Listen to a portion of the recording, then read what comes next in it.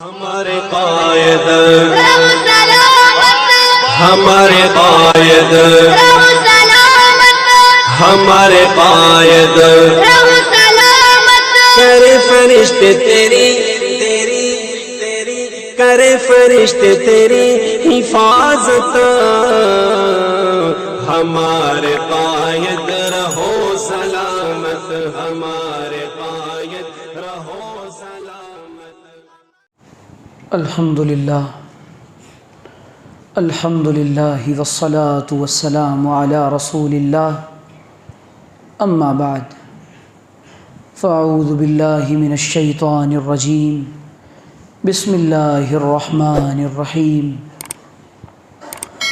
قال اللہ سبحانہ وتعالی فی کتابہ الکریم والفرقان العظیم والذین اذا اصابتهم مصیبہ قالوا انا للہ وانا الیہ راجعون.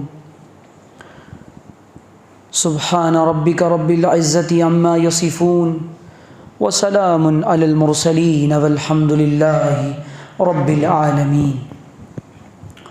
اللہم صلی علی سیدنا محمد وعلی آل سیدنا محمد فی اول کلامنا وفی اوسط کلامنا وفی آخر کلامنا. میرے عزیز دوستوں، ساتھیوں، بزرگوں، اس وقت ظاہر ہے کہ میرا قلب و دماغ بالکل منتشر ہے اور میں غم کی کیفیت میں ہوں، لیکن اللہ تعالیٰ ہی اپنے فضل سے اپنے بندوں کو صبر عطا فرماتے ہیں. میری زندگی کا سب سے بڑا حادثہ میری نانی مرحومہ کا انتقال تھا. میں سمجھتا تھا کہ میں اس موقع پر صبر نہیں کر سکوں گا. ابھی عید الفطر کے بعد فوراً ان کا انتقال ہوا. میری زندگی میں، میری تربیت میں اور میری ترقی میں ان کا بہت بڑا کردار ہے. اور میرے نانا مرحوم بھی ابھی مغرب سے قبل اللہ کو پیارے ہو گئے. ایسے موقع پر جو بات قرآن نے تعلیم دی ہے وہ یہ کہ جب ایمان والوں کو کوئی تکلیف پہنچتی ہے تو وہ یہ کہتے ہیں کہ انا للہ و انا الیہ راجعون. ہم سب اللہ ہی کے لیے ہیں اور اللہ ہی کی طرف لوٹ جانے والے ہیں.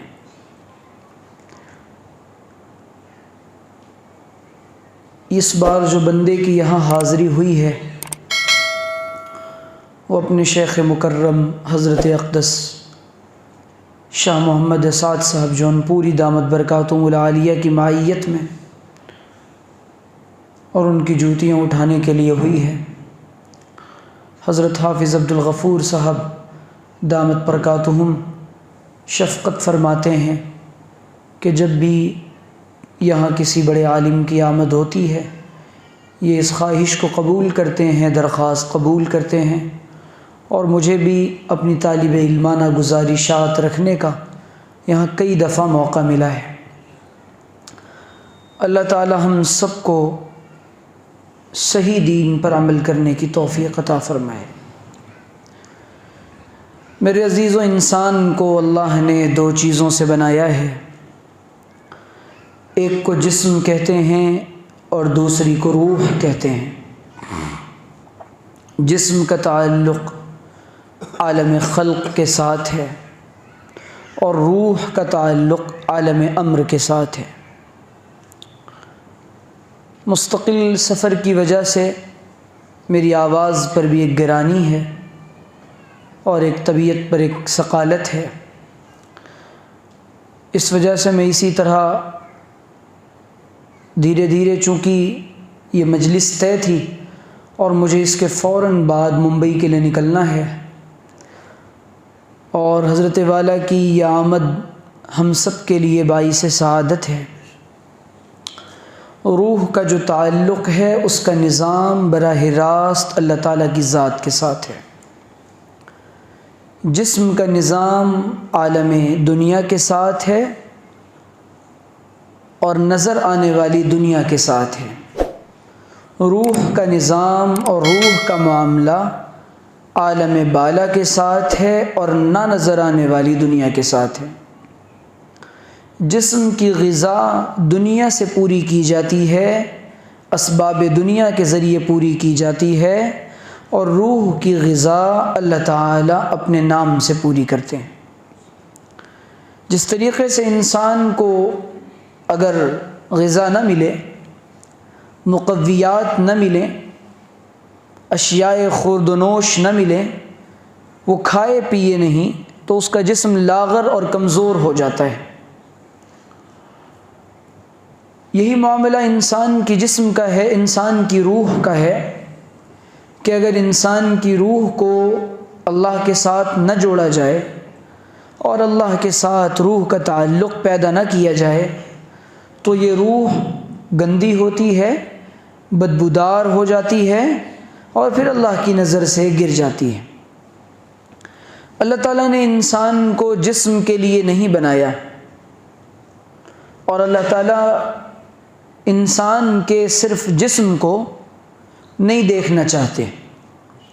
ان اللہ لا ينظر الى صورکم ولا الى اجسامکم ولکن ينظر الى قلوبکم واعمالکم، قال علیہ الصلاۃ والسلام۔ حضور نے فرمایا کہ اللہ تعالیٰ تمہارے جسموں کی طرف، تمہاری صورتوں کی طرف نہیں دیکھتا، بلکہ اللہ تمہارے دل کی طرف اور تمہارے اعمال کو دیکھتا ہے۔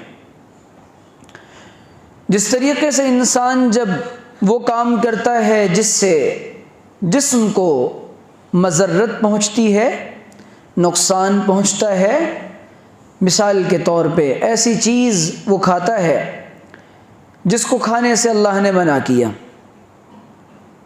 اور وہ غذائیں کھاتا ہے، وہ دوائیاں لیتا ہے، نشہ کرتا ہے، شراب پیتا ہے، یا غذا اپنے مزاج کے مطابق نہیں لیتا تو جسم کمزور ہوتا ہے۔ اور اگر نقصان دہ غذا لیتا ہے، نقصان دہ چیزیں کھاتا ہے اور پیتا ہے، شراب اور منشیات کا، نشہ آور چیزوں کا استعمال کرتا ہے، تو جسم کا نظام تباہ ہو جاتا ہے۔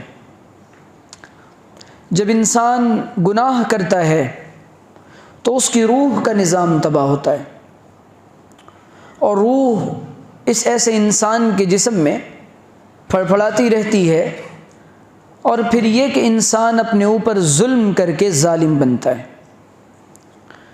اللہ تعالیٰ نے اس جسم کو بنایا ہے دنیا کے لیے، تو اس جسم کو انسان دنیا کے لیے ہی تھکاتا ہے، لیکن اصل میں بات یہ ہے کہ اللہ کے نزدیک اس جسم کی کوئی حقیقت اور حیثیت نہیں۔ سارا نظام انسان کا روح کے ذریعے چلتا ہے۔ جو انسان زندہ ہوتا ہے، ابھی آپ دیکھیں کہ ایک چیز انسان کے اندر سے نکل جاتی ہے، فوراً لوگ اس زندے کو میت کہنا شروع کر دیتے ہیں۔ کیا نکل گیا؟ لوگ کہتے ہیں روح نکل گئی، جان پرواز ہو گئی، اور انسان اس عالم فانی سے عالم باقی کی طرف کوچ کر گیا۔ کیا نکلا؟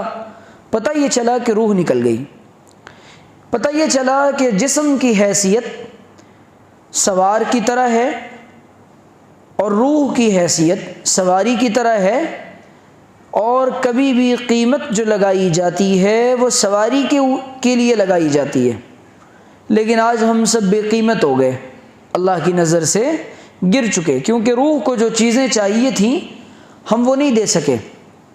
تو روح کی غذا اللہ کے رسول صلی اللہ علیہ وسلم نے فرمایا، مثل الذی یذکر ربہ مثل الحی ومثل الذی لا یذکر ربہ مثل المیت، کہ ذکر کرنے والے کی مثال زندہ کی طرح ہے اور ذکر نہ کرنے والے کی مثال مردہ کی طرح ہے۔ تو ذکر کا تعلق اللہ نے اپنے نام کے ساتھ، ذکر کہتے ہیں اللہ کو یاد کرنا، اللہ کا نام لینا۔ جتنا انسان اللہ کا نام لیتا ہے روح طاقتور بنتی ہے۔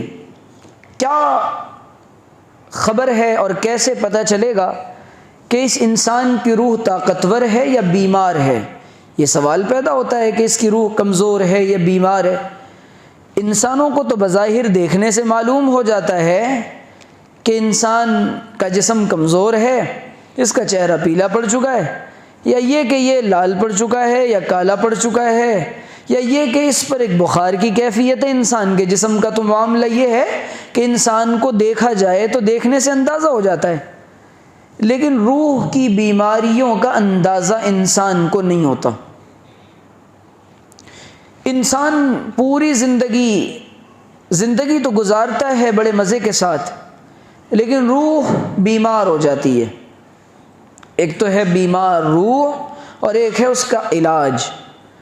ظاہر سی بات ہے کہ انسان کو جسم بیمار ہو جائے تو ڈاکٹروں کے پاس جانا پڑتا ہے، طبیبوں کے پاس جانا پڑتا ہے، حکیموں کے پاس جانا پڑتا ہے۔ روح بیمار ہو جاتی ہے تو روحانی معالجین کے پاس جانا پڑتا ہے۔ اہل اللہ جو ہوتے ہیں وہ روح کی بیماریوں کے معالج ہوتے ہیں۔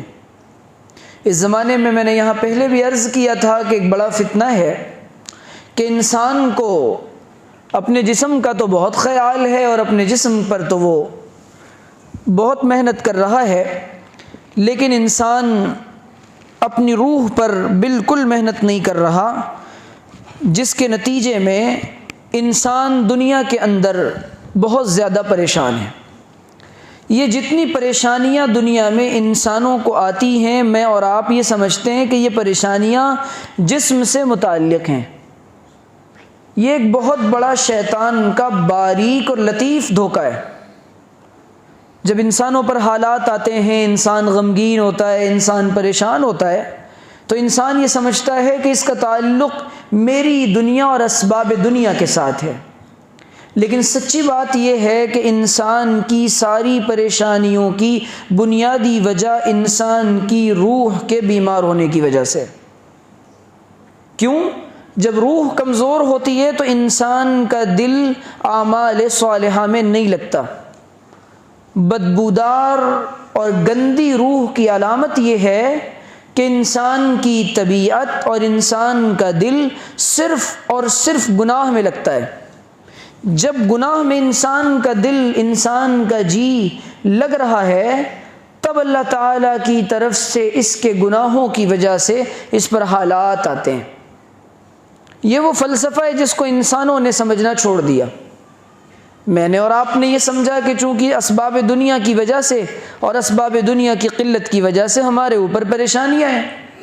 بالکل نہیں۔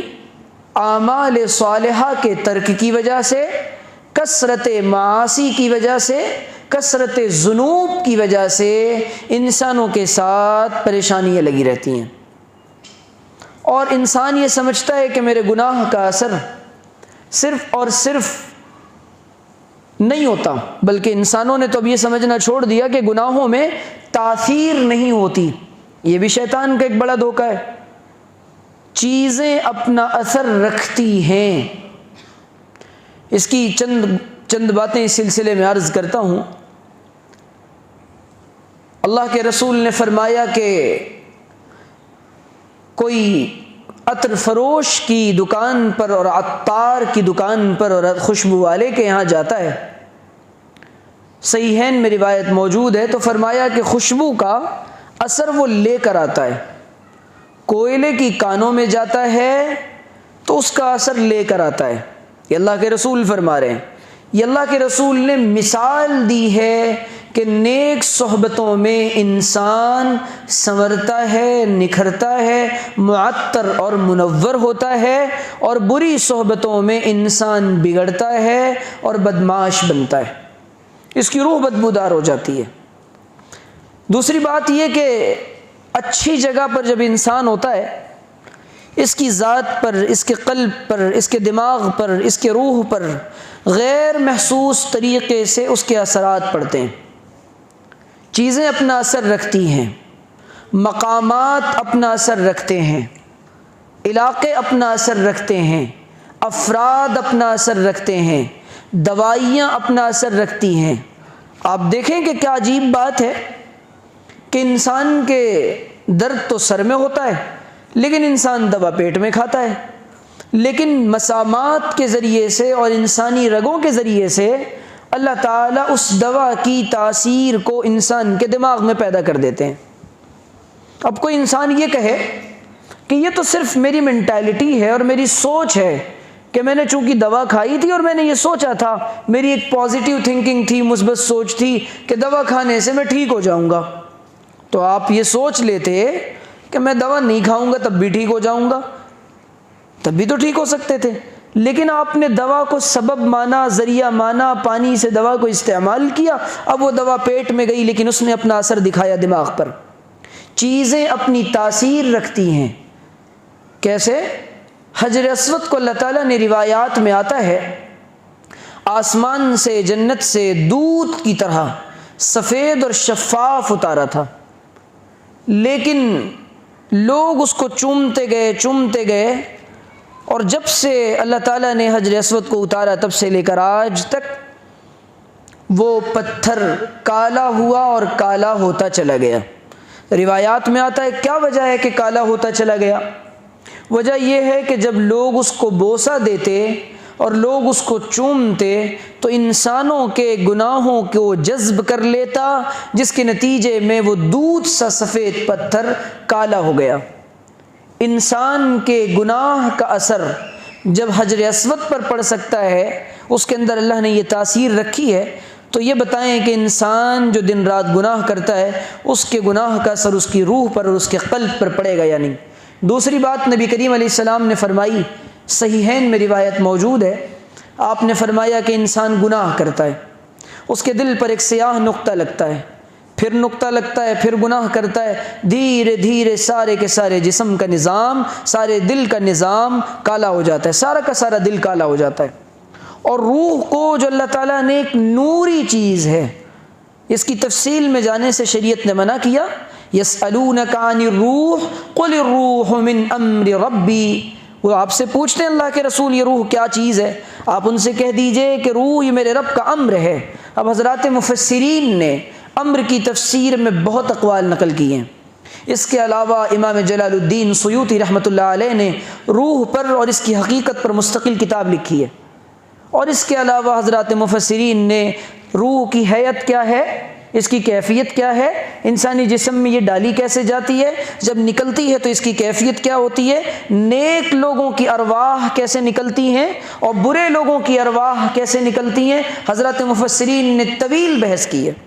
ان تمام مباحث سے قطع نظر صرف اور صرف یہ بات کہ اللہ کو روح کی پاکیزگی مطلوب ہے، میں اور آپ اپنی روح کو سنوار کیسے لیں؟ یہ روح تو بدبودار ہو گئی۔ تو میں یہ عرض کر رہا تھا بیمار روح کی علامت کیا ہے؟ بیمار روح کی سب سے پہلی علامت یہ ہے نیک مجالس میں، نیک لوگوں کی صحبتوں میں اور اعمال صالحہ میں اس انسان کا دل نہیں لگا کرتا، یہ طبیعت کی بے چینی ہوتی ہے۔ کیوں؟ جب انسان کے دل پر گناہ کی وجہ سے وہ پرتیں جم گئیں اور انسان کا دل بالکل سیاہ ہو گیا، اب ظاہر ہے کہ یہ سیاہی والا دل انسان کو جب بنجر ہو گیا، سخت ہو گیا، اب یہ دل نیک صحبتوں کو، نیک مجالس کو اور نیک اعمال کی برکات اور اثرات کو قبول نہیں کرتا۔ آپ دیکھیں کہ چیزیں اپنا اثر کیسے رکھتی ہیں۔ کہیں پر کوئی نل ہو، وہاں پانی کی بوند ٹپک رہی ہو، وہ ٹپکتی ٹپکتی ٹپکتی وہاں پر سوراخ بن جاتا ہے، یہ اثر کیسے پیدا ہو گیا؟ اللہ تعالیٰ نے اتنی تاثیر رکھی ہے ان چیزوں کے اندر۔ اعمال اپنا اثر رکھتے ہیں، کس طریقے سے؟ قرآن نے ایک عجیب بات بیان کی اعمال صالحہ کے تعلق سے، ان الذین آمنوا وعملوا الصالحات سیجعل لهم الرحمن ودا، بے شک وہ لوگ جو ایمان لائے، جنہوں نے نیک اعمال کیے، اللہ تعالیٰ ان کو لوگوں کے دلوں میں مودت پیدا فرما دے گا۔ اور قرآن کہہ رہا ہے جو اعمال بد کرتے ہیں، اللہ تعالیٰ لوگوں کے دلوں میں بدعمالیوں کی وجہ سے اور گناہوں کی وجہ سے لوگوں کے دلوں میں تنفر، بیزاری اور نفرتیں اور عداوتیں ڈال دیتا ہے۔ حدیث کے الفاظ ہیں۔ ظاہر ہے جب قرآن یہ کہہ رہا ہے کہ نیک اعمال کی برکت سے قلوب میں محبتیں ڈالی جاتی ہیں، تو اعمال بد کی وجہ سے دلوں سے محبتیں نکالی جاتی ہیں۔ انسان دنیا کے اندر بعض دفعہ یہ سوچ رہا ہوتا ہے آخر کیا وجہ ہے کہ میری بیوی سے نہیں بنتی، روزانہ لڑائیاں چھوٹی چھوٹی باتوں پر، شرعی معاملات پر نہیں۔ آخر کیا وجہ ہے کہ میری اور میرے پارٹنر کی آپس میں تجارتی معاملات میں نہیں بنتی۔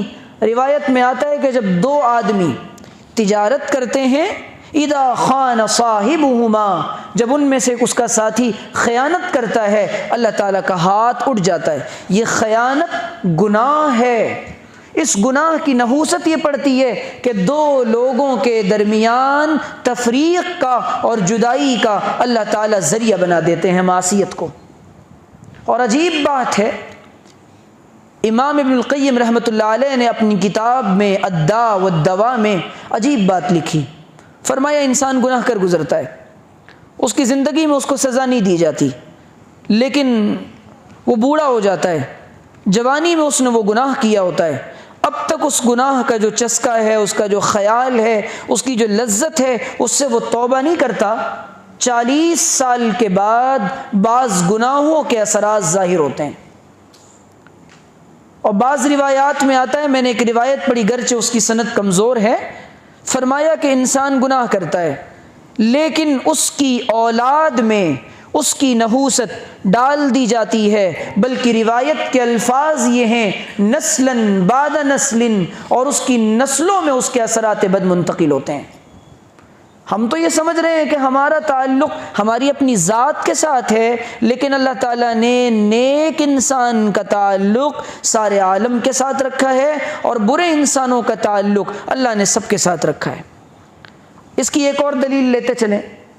ایک حدیث میں آتا ہے ایک بے نمازی کی نحوست 40 گھروں تک جاتی ہے۔ ایک بے نمازی کی، آج سارا محلہ بے نمازی ہے، دائیں بائیں آگے پیچھے اوپر نیچے سب بے نمازی ہیں۔ جب بے نمازی کی نحوست کا یہ عالم ہے، اسی لیے جب کوئی نیک انسان دنیا سے جاتا ہے تو قبر کہتی ہے تیرا آنا بڑا مبارک ہے، بہت اچھا کیا جو تو چلا آیا، اب تو آیا ہے تو میرا اپنے ساتھ حسن سلوک بھی دیکھے گا۔ اور قبر کی ترمذی کی روایت کے الفاظ ہیں ان یوسع لہ فی قبرہ، اس کے لیے اس کی قبر کو کشادہ کر دیا جاتا ہے۔ اور آگے فرمایا کہ جب کوئی برا آدمی جاتا ہے، اللہ تعالیٰ کے رسول نے فرمایا تو اس کی قبر کو اس کے لیے تنگ کر دیا جاتا ہے، اور وہ فتنہ قبر میں مبتلا ہوتا ہے۔ انسانوں کے جسم کا اور روح کا نظام یہ ہے، انسان کی گناہوں کا اثر اس کے ظاہر پر بھی پڑتا ہے اور اس کے باطن پر بھی پڑتا ہے۔ نیک آدمی کے کلام کا، بلکہ حضرت اقدس تھانوی نور اللہ مرقدہ نے بڑی عجیب بات لکھی ہے۔ حضرت تھانوی نور اللہ مرقدہ نے فرمایا عالم بے عمل کی بات زہر میں ڈوبی ہوئی تلوار کی طرح ہے۔ عالم بے عمل کی بات زہر میں ڈوبی ہوئی تلوار کی طرح ہے۔ اور فرمایا کہ جب عالم بعمل گفتگو کرتا ہے تو اس کے اثرات اور اس کی تاثیر قلب پر اور ہوتی ہے۔ آپ دیکھیں کہ دنیا کے اندر ایک عجیب و غریب دنیا میں لوگوں، یہاں تک کہ میں حیران ہوں، عبداللہ ابن مبارک رحمۃ اللہ علیہ کا اس قول نے تو حیران کر دیا۔ عبداللہ ابن مبارک رحمۃ اللہ علیہ نے فرمایا من ترک فضول النظر یلقى الخشوع ومن ترک فضول الکلام یلقى الحکمہ۔ فرمایا جو انسان فضول نظر چھوڑ دیتا ہے، آج ہمارا حال یہ ہے کہ ہم دنیا کی تمام چیزوں کو دیکھ دیکھ کر اس کی عظمتوں کو، اس کی اہمیت کو اپنے دلوں میں داخل کر رہے ہیں۔ عبداللہ ابن مبارک رحمۃ اللہ علیہ فرماتے ہیں جب انسان چیزوں کو بہت زیادہ جس کو دیکھتا ہے اس کی عظمت اس کے دل میں آتی ہے۔ فرمایا آج جو نمازوں کا خشوع چھنا ہوا ہے اس کی بنیادی وجہ یہ ہے دنیا کی عظمت ہے اور چیزوں کی عظمت ہے، اعمال کی اللہ تعالیٰ کی عظمت نہیں ہے۔ اور فرمایا کہ جو فضول کلام چھوڑتا ہے، فضول کلام، اللہ تعالیٰ اس کو حکمت عطا فرماتے ہیں۔ جائز بات کی جانی چاہیے اور درست بات کی جانی چاہیے، دین کے نفع کی بات کی جانی چاہیے، لیکن فضول گوئیاں جس میں نہ دین کا نفع نہ دنیا کا نفع، کثرت کلام کی وجہ سے حضرت تھانوی نور اللہ مرقدہ نے لکھا ہے قلب کے اندر ظلمت پیدا ہوتی ہے، اور ہمارے بہت سارے اکابر نے اور بہت سارے مشائخ نے لکھا اس بات کو، اور فرمایا کہ قلت کلام کی بنا پر قلب میں نور پیدا ہوتا ہے، لیکن اس کو ہم معصیت نہیں سمجھتے۔ بات اصل میں یہ ہے انسان کے ہر عمل کا اثر موجود ہے، اچھا اور برا، اور دوسری بات یہ انسان کے ہر جملے کا اثر موجود ہے، اچھا یا برا۔ کس طریقے سے؟ ایک اور روایت بطور دلیل، اللہ کے رسول نے فرمایا جب تم میں سے کوئی خواب دیکھے تو کسی کو بھی اپنے خواب کو نہ بیان کرے، تذکرہ نہ کرتا پھرے۔ کیوں؟ وہ بیچارہ جاہل مطلق جس کو معبر سمجھ کر تعبیر پوچھی گئی ہے، یہ تعبیر کا فن بڑا باریک ہے، یہ اللہ تعالیٰ سب کو عطا نہیں کرتا۔ ہر عالم آج معبر بنا ہوا ہے، اب عوام بیچاری وہ جا کے خواب بیان کرتی ہے، لوگوں کو جنتوں میں گھومنے کا بڑا شوق ہے اپنے خوابوں کے ذریعے، تو وہ جا کر عوام کو اپنا خواب عوام علماء کو سناتے ہیں۔ میں حضرت اقدس داعی سنت حضرت مولانا منیر احمد صاحب دامت برکاتہم العالیہ کی خدمت میں بیٹھا ہوا تھا بچپن میں، ایک بڑے ذمہ دار ساتھی آئے تبلیغ کے، انہوں نے کہا حضرت میں نے یہ خواب دیکھا ہے۔ حضرت نے فرمایا سونے کی باتیں نہ کرو، جاگنے کی باتیں کرو۔ جاگنے میں کیا کیا کرتے ہو؟ تو میں یہ عرض کر رہا تھا کہ آج بہت زیادہ اللہ کے رسول نے جو بات بطور دلیل پیش کر رہا ہوں، فرمایا نہ کرو۔ تعبیر دینے والا اپنی زبان سے تعبیر کے الفاظ نکالے گا، وہ معلق ہوتی ہے، جیسی زبان سے نکالتا ویسی ہو جاتی ہے۔ اسی لیے مخلص سے، متقی سے، فن کے ماہر سے۔ پھر فن کا ماہر کون؟ جس کو اللہ تعالیٰ نے اولاً تو تقوی و طہارت عطا کیا ہو، علم کامل عطا کیا ہو، علم رسوخ ہو، اور متقی ہو، اور تعبیر کے علم سے مناسبت ہو۔ لیکن نہیں، آج تعبیروں کے پوچھنے کا ایک بڑا مزاج، اب ان سے زبان کے الفاظ نکلے اور فوراً اللہ تعالیٰ نے اس کی تاثیر کو پورا کر دیا۔ اسی لیے فرمایا کہ اللہ کے رسول نے کہ دیکھو اپنی زبانوں سے جب کوئی بات نکالو تو سوچ سمجھ کر نکالو، بعض دفعہ دعاؤں کی قبولیت کا وقت ہوتا ہے، بعض دفعہ دعاؤں کی قبولیت کا وقت ہوتا ہے۔ اس کے بہت سارے مثالیں موجود ہیں۔ میں یہ عرض کر رہا تھا اللہ تعالیٰ جس بندے سے پھر اللہ تعالیٰ جس بندے کی روح کو پاک کر دیتے ہیں اس کا اثر کیا ہوتا ہے؟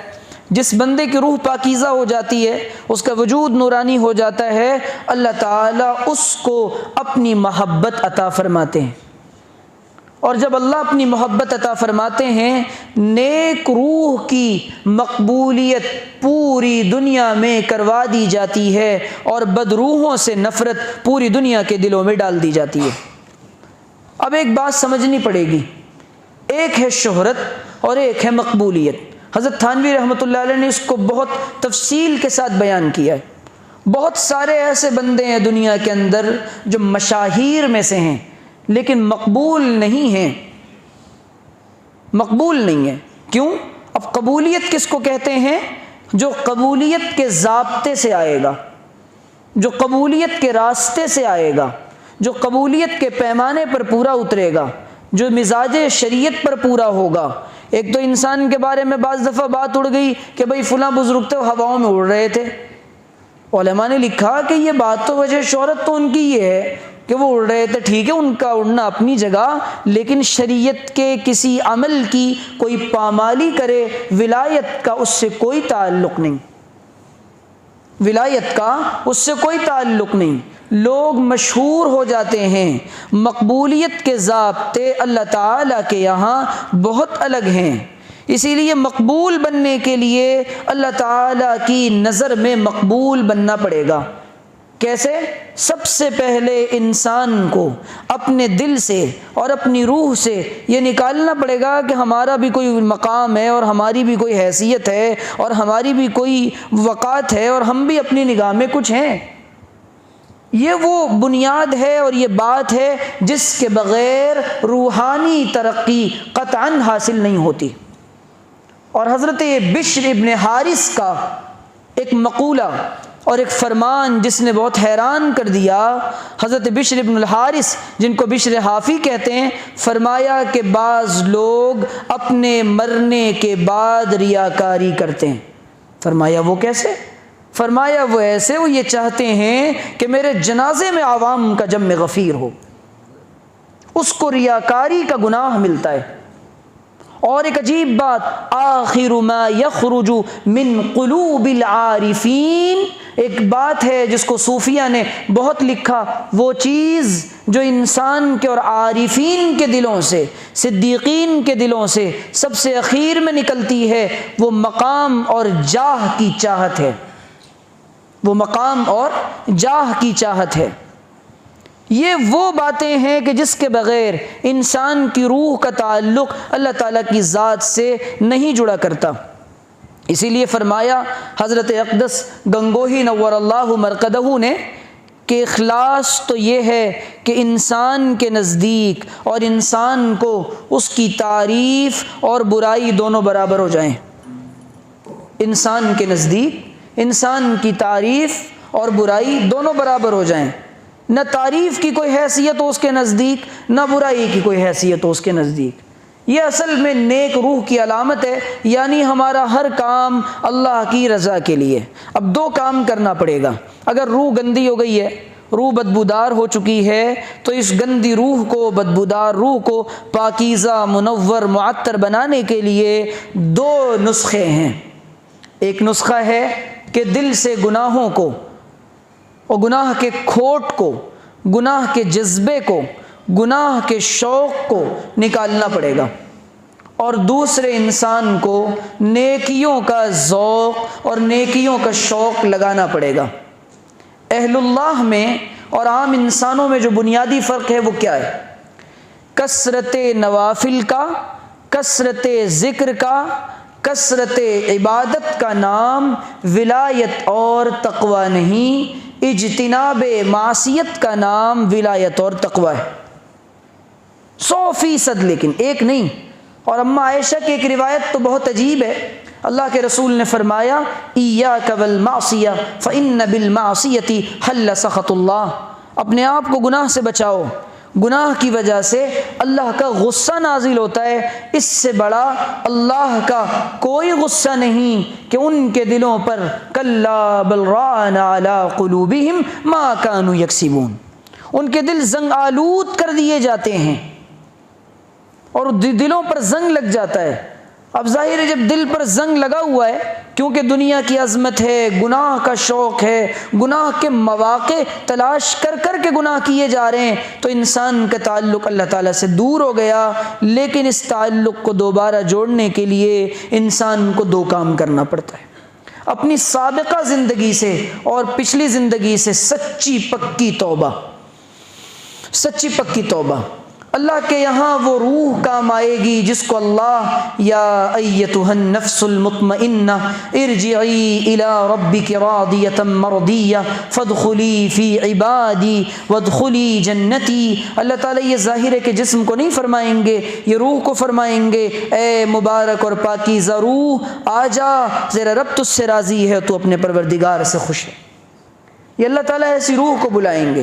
اب اس روح کو بنانے کے لیے حضرات صحابہ کرام نے بہت محنت کی کہ روح بدبودار نہ ہو، روح داغدار نہ ہو۔ انسان کا کپڑا داغدار ہو جاتا ہے، چائے کے چھینٹے اور چائے کے داغ جب کپڑوں پہ لگ جاتے ہیں فوراً دھونے کی فکر ہوتی ہے، لوگ دیکھیں گے کپڑا بدنما معلوم ہوگا۔ لیکن صوفیہ کہتے ہیں قلوب المؤمنی عرش الرحمن، مومنین کے دل اللہ تعالیٰ کا عرش ہیں۔ اور حضرت اقدس مجدد الفسانی شیخ احمد سرہندی فاروقی نور اللہ مرقدہ نے بڑی عجیب بات لکھی ہے۔ جب انسان ذکر کرتا ہے اور ذاکر بنتا ہے، اس کے قلب پر تجلیات الہیہ کا نزول ہوتا ہے، اور وہ دل پر اللہ تعالیٰ کی طرف سے وہ تجلیات اور وہ انوارات پڑھتے رہتے ہیں، اور انسان کا دل ذاکر بن جاتا ہے۔ وہ تجلیات پڑتی ہیں جو کعبۃ اللہ پر پڑتی ہیں، ذاکر کے قلب پر، ذاکر کے قلب پر۔ اور فرمایا کہ جب ایک بار تجلیات کا نزول ہوتا ہے اس کو اس کی برکت سے معصیت سے اور گناہ سے روک دیا جاتا ہے۔ اور حضرت اقدس گنگوہی نور اللہ مرکزہ فرماتے تھے تصوف یہ ہے کہ ہماری عادتیں شریعت مطہرہ کے مطابق ہو جائیں۔ عادت کو اور طبیعت کو شریعت کے مطابق بنانے کا نام یہ تصوف ہے۔ ہوا میں اڑنے کا، پانی میں تیرنے کا، منامات کا، مقامات کا، مکاشفات کا، کرامات کا یہ تصوف نام نہیں ہے۔ اور عبد القادر جیلانی رحمۃ اللہ علیہ نے تو بہت عجیب بات کی، بیان کیے دیتا ہوں۔ فرمایا کہ اہل اللہ اور مشائخ اور صوفیہ اپنے کشف و کرامات کو ایسے چھپاتے ہیں جیسے عورتیں اپنی گندے کپڑے کو اور حیض کے کپڑے کو چھپاتی ہیں۔ لیکن جہاں پر انسان کی زبان پر اپنے ہونے کا احساس پیدا ہوتا ہے یہ من جانب اللہ کی نظر سے اس کا زوال شروع ہو جاتا ہے۔ یہ مٹتی کب ہے؟ یہ مٹتی ہے اہل اللہ کی صحبت سے اور اللہ سے سچا تعلق پیدا ہونے سے۔ اہل اللہ کی صحبت کے بغیر لاکھ رگڑے جب کھاتا ہے دل تب یہ دل کہیں بن پاتا ہے دل۔ یہ اس دل کو گھسنا پڑتا ہے، اس میں تکبر کے جذبات، عجب کے جذبات، بعض بیماریاں وہ اتنی ہوتی ہیں اور وہ اتنی باریک ہوتی ہیں انسان کو اس کا احساس نہیں ہوتا۔ شیخ کامل کی فراست اور اللہ والے کی نظر کا نور وہ انسان کی دل کی اس حالت کو اللہ تعالیٰ ان پر کھولتا ہے۔ کیسے کھولتا ہے؟ ہر اللہ والا صاحب کشف ہوتا ہے۔ کیا ولایت کے لیے کشف و کرامت کا ظہور اور ہونا ضروری ہے؟ آج لوگوں نے یہ سمجھ لیا۔ ایک آدمی ایک بزرگ کے پاس کئی سال رہا، کہنے لگا حضرت کیا بات ہے، ہم نے تو آپ کے پاس نہ کوئی کرامت دیکھی نہ کوئی کشف دیکھا، آپ تو بالکل سیدھے سادے سے ہیں، ہمارے حضرت تو پگڑی بھی نہیں باندھتے، ہمارے حضرت تو کوٹ بھی نہیں پہنتے، اتنے سیدھے سادے سے ہمارے حضرت ہیں، لیکن کوئی ہم سے پوچھے دیوانہ سمجھ بوجھ کے دیوانہ بنا ہے۔ بات اصل میں یہ کہ آج لوگ کشف کرامت کو ڈھونڈتے ہیں، حالانکہ یہ اہل اللہ کے اختیار کی چیز نہیں ہے، یہ اللہ ان کے ہاتھوں پر اور ان کے ذریعے سے حسب موقع لوگوں کی اصلاح کے لیے ظاہر کرواتا ہے، اسی لیے ان کو خوارق کہتے ہیں۔ خیر میں ان باتوں میں نہیں جانا چاہتا، اور میں عرض کرتا ہوں کہ آپ حضرات اب یہ کہ اہل اللہ میں اور عام انسانوں میں جو بنیادی فرق ہے، اہل اللہ ڈرتے رہتے ہیں اور بچتے رہتے ہیں کہ میری زندگی میں کوئی موقع معصیت کا اور گناہ کا نہ آئے، اللہ ہمیں پلک جھپکنے کے برابر ولا تکلنی الی نفسی طرفۃ اعین، اے اللہ مجھے پلک جھپکنے کے برابر بھی میرے نفس کے حوالے نہ کیجیے گا۔ اور میں اور آپ ہم جیسے عام انسان گناہ کے مواقع تلاش کرتے ہیں، اور اہل اللہ کو اس کی مثال کیا ہے، اس کی دلیل کیا ہے؟ حضرت یوسف علیہ السلام پر جب دعوت آ رہی ہے گناہ کی تو حضرت یوسف علیہ السلام دوڑ گئے اور بھاگے فوراً اور کہا قال معاذ اللہ۔ یہ ہے اصل ولایت کہ انسان کے سامنے جب ایسی کوئی چیز آئے تو اس کی طبیعت پر گراں گزرے اور انسان کا دل اور اس کی روح بے چین ہو جائے، اور گناہ سے بچ جانے پر وہ شکر ادا کرے، اور اللہ نہ کرے کہ اہل اللہ سے اگر کوئی صغیرہ گناہ ہو گیا اللہ ان کو کبائر سے بچاتا ہے۔ کیوں؟ قرآن کہہ رہا ہے کہ جب وہ لوگ اپنے آپ کو چھوٹے چھوٹے گناہوں سے بچاتے ہیں اللہ تعالیٰ ان کو کبائر سے، جب وہ بچاتے ہیں اپنے آپ کو اللہ ان کو صغائر سے بھی بچاتا ہے۔ اسی لیے میرے عزیزو گناہ کا چھوڑ دینا یہ ہمارے لیے ضروری ہے۔ اللہ کی نظر میں کامیاب ہے وہ انسان، مقبول ہے وہ انسان جس کی زندگی سے، جس کی روح سے گناہوں کا کھوٹ نکل جائے۔ اور حضرت اقدس تھانوی نور اللہ مرکزہ نے ایک عجیب بات فرمائی۔ حضرت نے فرمایا حاصل تصوف وہ ذرا سی بات ہے کہ جب نیک عمل میں اور طاعت میں سستی محسوس ہو، سستی کا مقابلہ کر کے نیک عمل کو کرے، اور جب کسی گناہ کا داعیہ اور تقاضا پیدا ہو تو اس داعیہ اور تقاضے کو پیچھے چھوڑ کر گناہ کو چھوڑ دے اور گناہ نہ کرے۔ یہ حاصل تصوف ہے۔